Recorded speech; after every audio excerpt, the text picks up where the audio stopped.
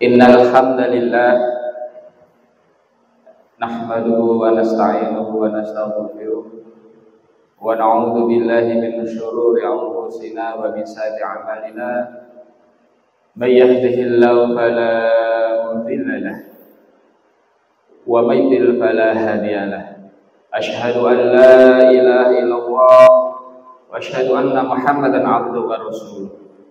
Amma ba'du, qala Allah ta'ala fil Qur'anil Karim, a'udzu billahi minasy syaithanir rajim, bismillahirrahmanirrahim. Masalul ladzina yunfikuna amwalahum fi sabilillahi kamasali habbatin ambatat sab'a sanabila fi kulli sumbulatin mi'atu habbah wallahu yudha'ifu liman yasha' wallahu wasi'un 'alim. Al-ayat.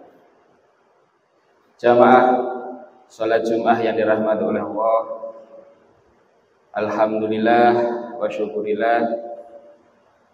Pertama-tama marilah kita selalu memanjatkan puja dan bersyukur kita kehadirat Allah Subhanahu wa taala atas limpahan nikmat yang diberikan oleh Allah kepada kita, baik yang merupakan kenikmatan jasmaniah maupun kenikmatan rohaniah. Rasulullah SAW menyebutkan ada dua nikmat jasmaniah yang sering orang itu melupakannya, adalah nikmat sehat dan nikmat kesempatan. Dengan sehatnya kita yang ditandai dengan hadirnya kita pada Jumat siang hari ini, Jumat hari yang penuh barokah. Dan Allah masih memberikan kita kesempatan, Allah masih memberikan kita umur. Maka gunakanlah kesehatan dan kesempatan ini untuk selalu meningkatkan keimanan dan ketakwaan kita kepada Allah Subhanahu wa taala. Untuk selalu menambah amal-amal kebaikan kita. Untuk selalu meningkatkan ketakwaan kita hari demi hari sampai usia ini, sampai ajal ini mendekati, kita selalu meningkatkan keimanan dan ketakwaan kita kepada Allah Subhanahu wa taala.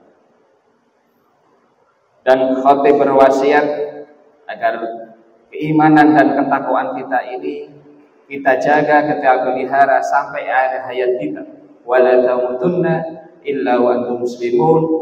Jangan sekali-kali kalian mati, jangan sekali-kali kalian meninggal dunia kecuali dalam keadaan beriman kepada Allah. Shalawat dan salam mudah-mudahan tercurahkan kepada junjungan kita Nabi besar Muhammad sallallahu alaihi wasallam, kepada keluarga beliau, sahabat beliau, tabi'in, tabi'in, dan mudah-mudahan sampai kepada kita yang selalu mengikuti sunnah-sunnahnya. Dan mudah-mudahan kelak di zaman kiamah kita akan mendapatkan, mudah-mudahan di zaman kiamah kita akan mendapat syafaat dari baginda Rasulullah SAW. Jamaah sholat Jumat yang dirahmati oleh Allah, hari ini masih kita di bulan Muharram, sebagai salah satu bulan yang dimuliakan oleh Allah Subhanahu wa taala. Arba'atun hurum, ada 4 bulan yang dimuliakan, yang tiga-tiganya berlangsung secara berurutan, yaitu Dzulqa'dah, Dzulhijjah, dan Muharram. Dan oleh karena itu di bulan yang dimuliakan ini, mari kita isi hari-hari dengan selalu meningkatkan ketakwaan kita kepada Allah, dan jangan sampai kita bermaksiat kepada Allah Subhanahu wa taala. Dan yang terpenting adalah apa yang akan kita sampaikan pada khutbah yang mulia ini adalah kita saling tolong-menolong dalam kebaikan. Jamaah yang dirahmati oleh Allah, dalam sebuah hadis Rasulullah SAW pernah bersabda, "Man nafasa an mu'minin kurbatan min kurbatid dunya, nafasallahu anhu kurbatan min kurbati yaumil qiyamah." wa man yassara ala mu'sirin yassarahu Allahu alaihi fid dunya wal akhirah wa man satara musliman satarahu Allahu fid dunya wal akhirah. Rawahu Muslim. Yang artinya barang siapa yang membebaskan seorang mukmin dari kesempitan di dunia, niscaya Allah akan membebaskannya dari kesempitan pada hari kiamat. Yang pertama. Dan yang kedua, barang siapa yang memudahkan urusan orang yang sedang dalam kesulitan, niscaya Allah akan memberinya kemudahan di dunia dan di akhirat. Dan yang ketiga adalah barang siapa yang menutupi aib seorang muslim, Allah akan menutupi aibnya di dunia dan di akhirat. Jamaah yang dirahmati Allah. Hadis ini menegaskan bagaimana pentingnya solidaritas di antara sesama kaum muslimin. Kebaikan yang dilakukan kepada sesama akan menjadi sebab turunnya rahmat dari Allah Subhanahu wa taala. Baik rahmat itu di dunia maupun di akhirat. Maka mari kita renungkan 3 hal kebaikan apa yang bisa kita lakukan di dunia ini. Di tengah masyarakat individualis yang tinggi, di tengah masyarakat yang mulai luntur sifat tolong menolong di antara kita, di tengah masyarakat yang sudah mulai cuek, di tengah masyarakat yang nilai-nilai budaya tolong menolong juga sudah mulai luntur. Maka mari kita angkat 3 hal kebaikan ini yang bisa kita lakukan sebagai suatu cerminan dalam kehidupan kita yang secara Islami ini. Jamaah yang dirahmati oleh Allah. Yang pertama adalah kebaikan membebaskan dari kesempitan. Dalam hadis ini Rasulullah SAW bersabda, siapa yang membebaskan seorang mukmin dari kesempitan di dunia ini, niscaya Allah akan membebaskan dirinya dari kesempitan pada hari kiamat. Makna hadis ini adalah bahwa pada hari kiamat Allah Subhanahu wa taala akan menghilangkan kesempitan dari orang yang telah membebaskan seseorang mukmin dari kesulitannya di dunia ini. Hadis ini menjadi pesan penting bahwa jika seseorang hamba ingin dibebaskan dari kesempitan di akhirat, maka hendaklah ia gemar membantu atau menolong saudaranya yang sedang mengalami kesulitan di dunia ini. Jamaah yang dirahmati Allah. Kata kuncinya adalah kita gemar menolong saudara kita yang kesulitan. Dan menolong saudara kita yang kesulitan tidak dibatasi oleh geografis, tidak dibatasi oleh batas-batas negara, tidak dibatasi oleh suku, tidak dibatasi oleh daerah. Maka sebagai contoh yang nyata adalah yang saat ini kita saksikan di televisi, di media-media sosial, saudara-saudara muslim kita yang ada di Palestina, terutama yang ada di Gaza, di kamp-kamp pengungsian, Khan Yunis, dan lain sebagainya. Kemarin kita terhentak rumah sakit Indonesia yang ada di Gaza, direkturnya satu keluarga dibom, terbunuh. Ini menjadi keprihatinan kita. Apa yang bisa kita lakukan membantu kesulitan saudara-saudara kita sesama muslim yang ada di Gaza dan di Palestina secara keseluruhan? Yang pertama yang bisa kita lakukan adalah kita harus memutus rantai pasokan finansial, memutus rantai keuangan dari negara yang mereka membombardir tanpa kemanusiaan kepada teman-teman saudara kita yang ada di Gaza. Jamaah yang dirahmati oleh Allah. Apa itu? Boikot.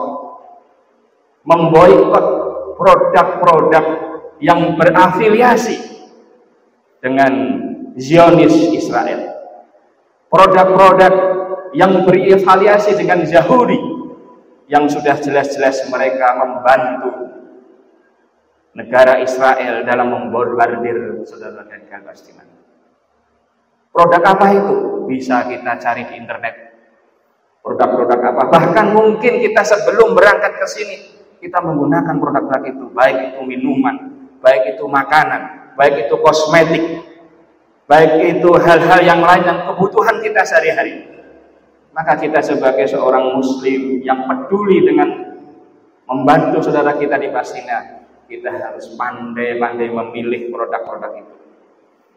Masih banyak produk-produk yang dihasilkan oleh saudara kita yang sesama muslim yang membantu saudara-saudara perjuangan kita di Palestina. Stop. Boykot. Jamaah yang dirahmati oleh Allah. Kita malu dengan saudara sebangsa yang lain yang begitu gigih membela saudara kita sesama muslim yang ada di Gaza. Bahkan mereka lain tidak seagama dengan kita. Di Italia, di Inggris, bahkan di pusatnya di Israel sendiri, bahkan di Amerika, mereka sudah berbondong-bondong memboikot. Malaysia sudah juga memboikot produk-produk itu. Maka mulai detik ini, mulai saat ini, kalau kita ingin membebaskan, membantu saudara kita di Palestina, boikot produk-produk itu. Kita tidak perlu menjelaskan produk mana, sudah banyak tersiar di media-media tersebut. Karena dengan kita memboikot produk-produk itu, dan itu merupakan perjuangan yang sangat efektif. Pasokan finansial mereka akan berkurang, pembelian senjata mereka akan berkurang, dan itu akan mengurangi mereka untuk melakukan bombardir kepada saudara kita. Dan kemarin kita membaca ratusan orang yang baru mengantri di bom, yang baru mencari untuk sesuap nasi, gandum untuk kelangsungan hidup.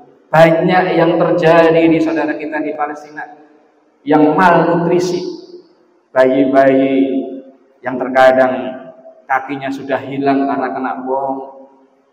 Kalau kita lihat, sedih rasanya kita.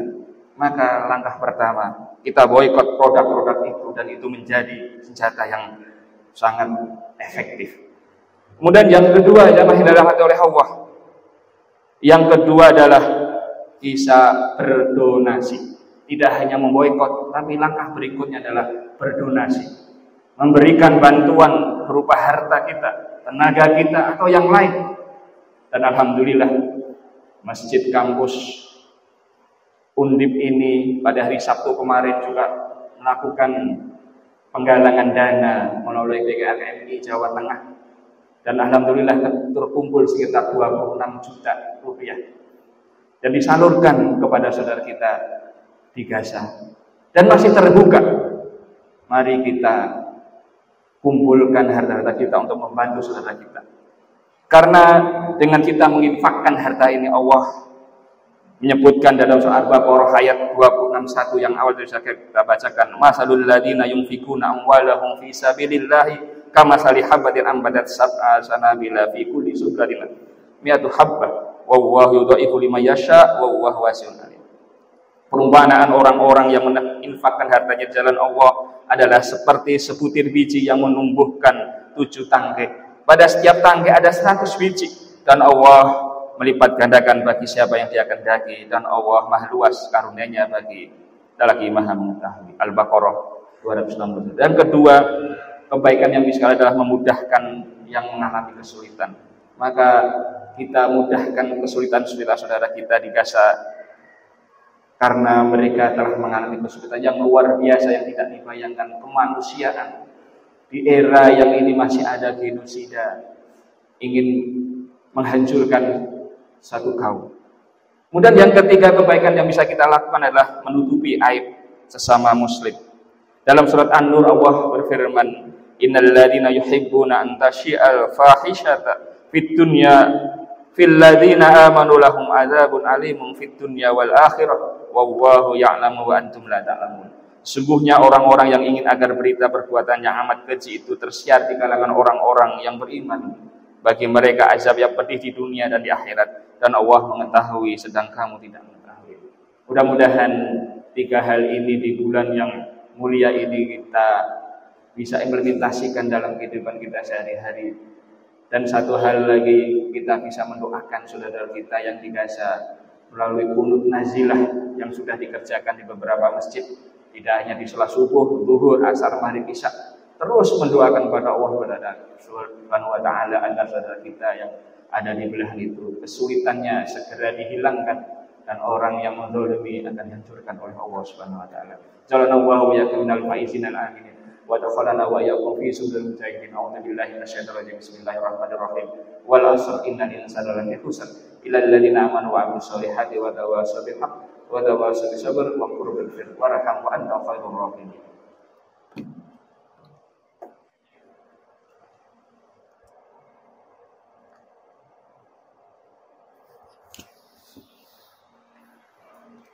Alhamdulillah, alhamdulillah wa asyhadu an la ilaha illallah wa asyhadu anna Muhammadan abduhu wa rasuluh. Allahumma shalli ala Muhammad wa ala ali Muhammad kama shallaita ala Ibrahim wa ala ali Ibrahim wa barik ala Muhammad wa ala ali Muhammad kama barakta ala Ibrahim wa ala ali Ibrahim fil alamin innaka Hamidum Majid.